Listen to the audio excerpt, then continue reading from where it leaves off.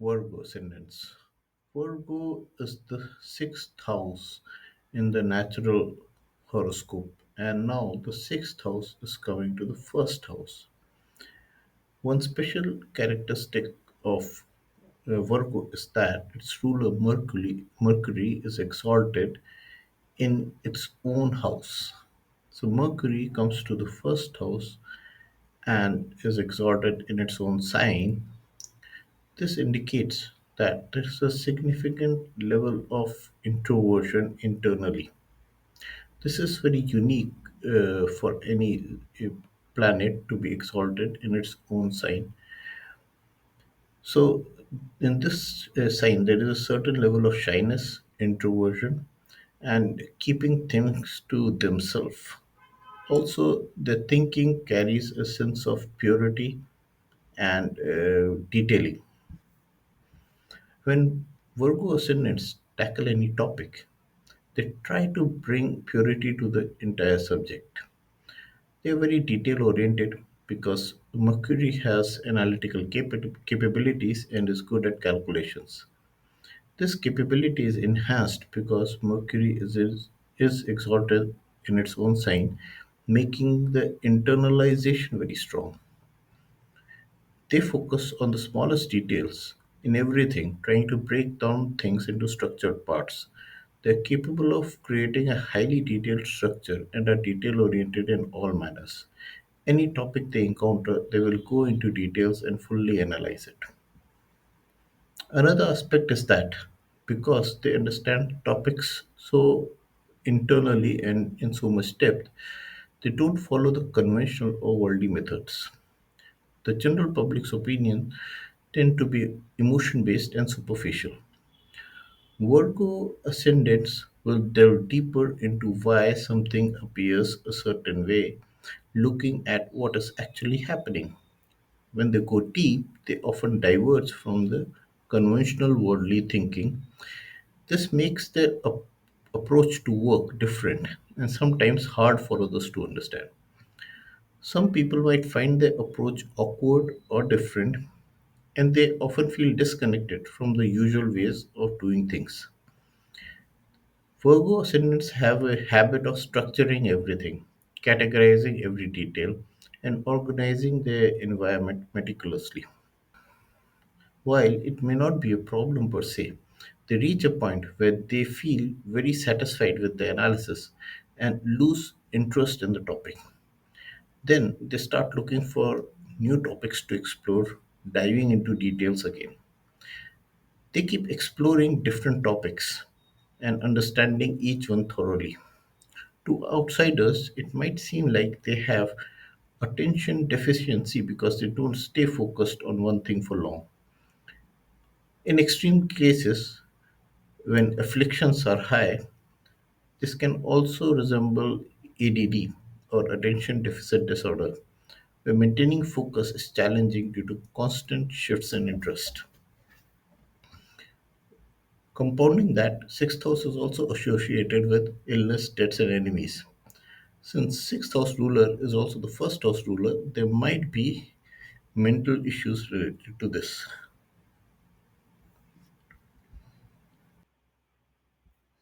So, when you look at the Venus, which rules the second house and also the ninth house, if you position it in the first house, it is debilitated.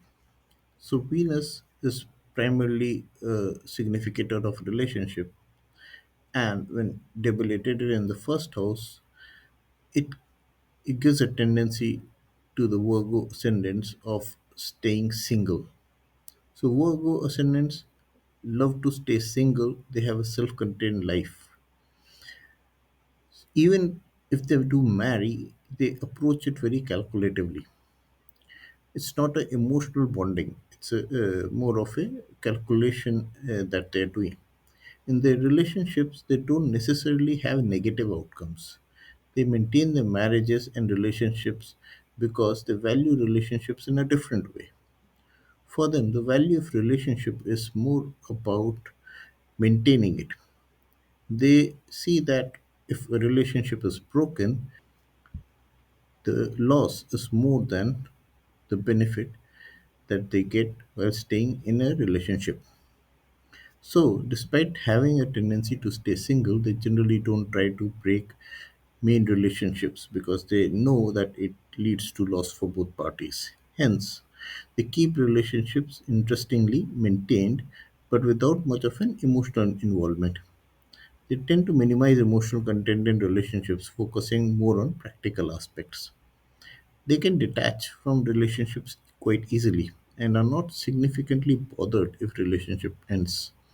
They do not experience much of an emotional trauma when they go through a relationship break.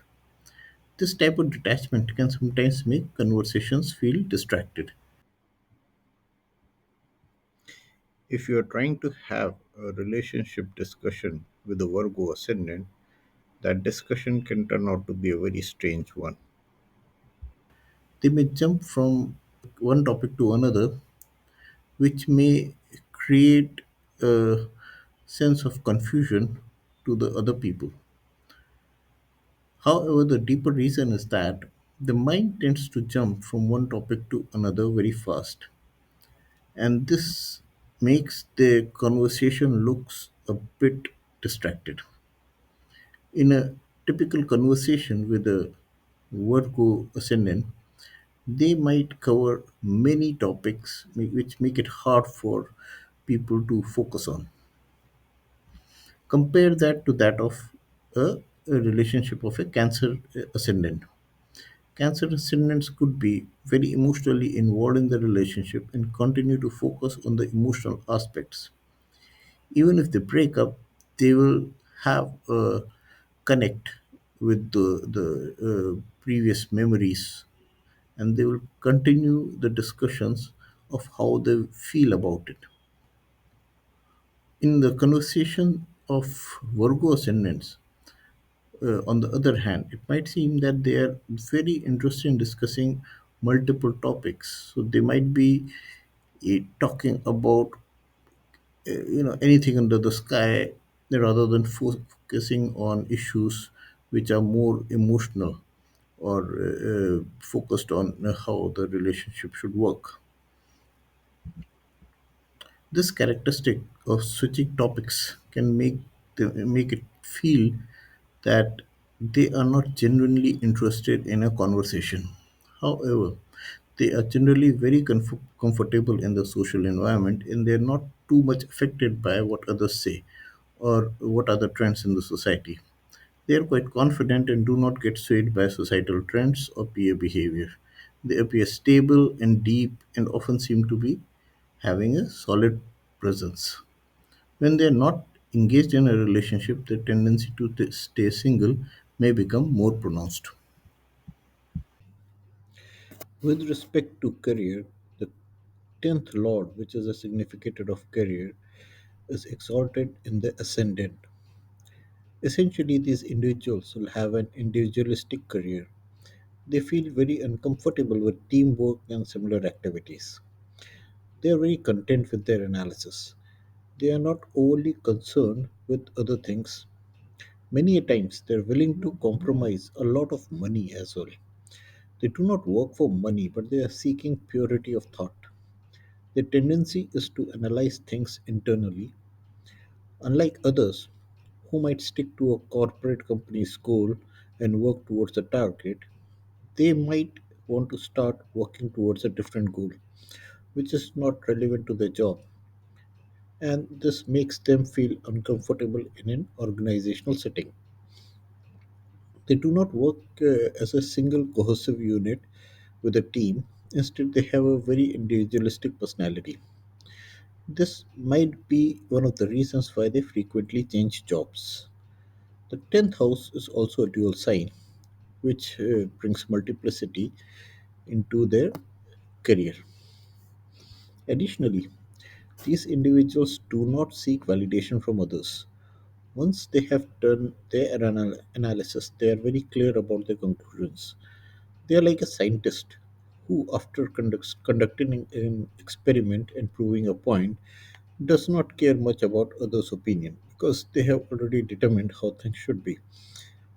They have an internal confidence and do not look for external validation such as praise or criticism. Their work is highly individualistic. They tend to get into difficult and complex topics, putting significant effort to understand them thoroughly. They're willing to dive into deep subjects and make complete effort to understand it, and also at many times they do succeed to figure out everything.